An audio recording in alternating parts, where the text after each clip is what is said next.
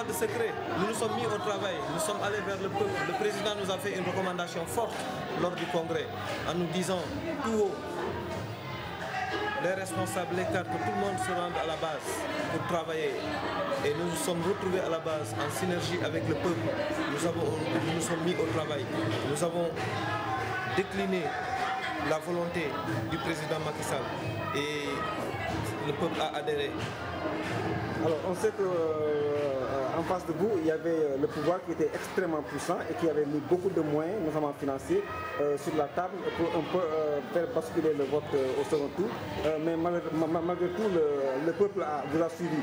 Selon vous, qu'est-ce qui a séduit le peuple dans votre Ce qui a séduit le peuple, c'est le langage de la vérité. Nous avons dit au peuple, même les promesses, nous avons le programme de Macky Sall, mais au-delà du programme de Macky Sall, ce que nous voulons, c'est aller avec le peuple, en tant qu'élément du peuple, en tant qu'un maillon de la chaîne, et travailler ensemble. Nous n'avons pas fait de promesses mirobolantes, nous ne sommes pas allés au-dessus des personnes, nous n'avons pas été hautains, nous n'avons pas été méprisants, nous n'avons pas été repoussants, nous avons simplement expliqué à la population que nous sommes partie intégrante de cette population et qu'aujourd'hui nous ne nous retrouvions pas dans ce qui se passe dans la société actuelle, dans le Sénégal actuel. Voilà. Alors, Macky Sall n'a pas eu le temps de venir en Casamance pendant la campagne du second tour, mais malgré tout, il vous semblait avoir battu ici à Place Couture, donc celui qui est en face de vous. Qu'est-ce qui a été déterminant dans votre discours? Non, mais je vous ai dit, c'est la volonté populaire. Le premier tour, Macky Sall a fait 4 jours en Casamance. C'est suffisant. Macky Sall a passé la nuit, Macky Sall a fait une prolongation en Casamance au premier tour. C'est pas pour rien que nous sommes sortis, l'APR est sorti deuxième au premier tour. Et au premier tour, donc au deuxième tour, c'était la continuité dans le travail. Et nous saluons le passage de Youssou Ndour à Ziguinchor. Mais il faut dire que le travail se faisait sur le terrain et ça s'est très bien passé. Donc le fait que Macky Sall ne soit pas là au deuxième tour n'a pas à aucun moment été un handicap pour nous. Vous aviez en face de vous un adversaire de taille, Abdoulaye Baldé. Alors, est-ce que la victoire était évidente? Évidente, on ne peut jamais dire que la victoire était évidente, c'est pas possible. Quand on voit les mallettes qui se distribuaient, quand on voit ce qui se faisait, quand on entendait des discours qui jouaient sur le niveau de compréhension des populations, nous savions que rien n'était facile.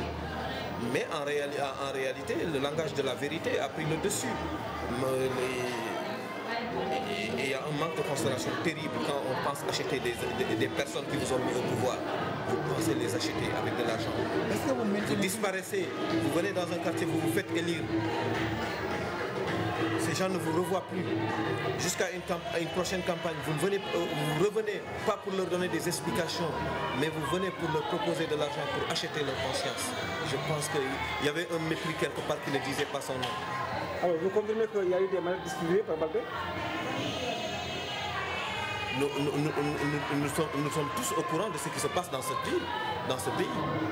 Ce n'est pas directement Baldé qui de ses propres mains, mais nous savons ce qui se passe.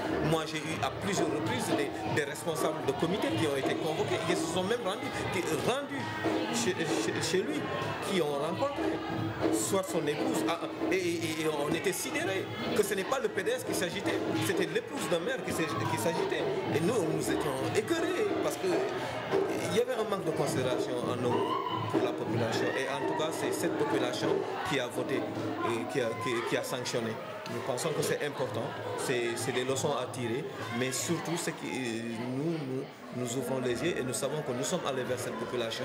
Il y a eu un comité électoral qui a fait un travail gigantesque. C'est toute une équipe qui a travaillé et le travail a été entendu, le message a été entendu par la population. À l'époque, vous avez lancé un appel à Abdoulaye Baldé, un invite pour qu'il vienne rejoindre Macky Sall.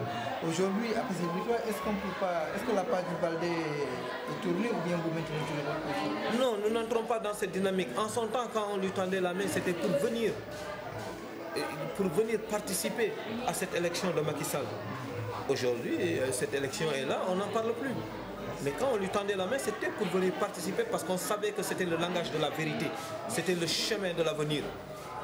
Ce n'était pas... Nous ne voulons pas qu'il s'arc-boute. C'est dommage qu'un jeune s'arc-boute comme ça sur le langage des souvenirs.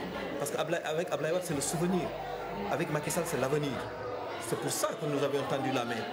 Mais malheureusement, nous n'avons pas été entendus. Cela ne nous a pas empêchés et cela n'a pas empêché à la jeunesse de se mobiliser comme un seul homme à Ziguinchor et de faire comprendre à nos chères mamans, à nos chères dames qu'il était temps que la Casamance se remette sur les bons rails. La victoire est acquise maintenant. Quelles sont vos urgences? Quelles sont les prochaines étapes que vous allez donner? Nous étions là pour le combat du peuple. Nous pensons que nous avons des autorités, nous avons, voilà, les gens décideront. Voilà, nous avons des responsables. Les responsables, en tout cas, c'est des personnes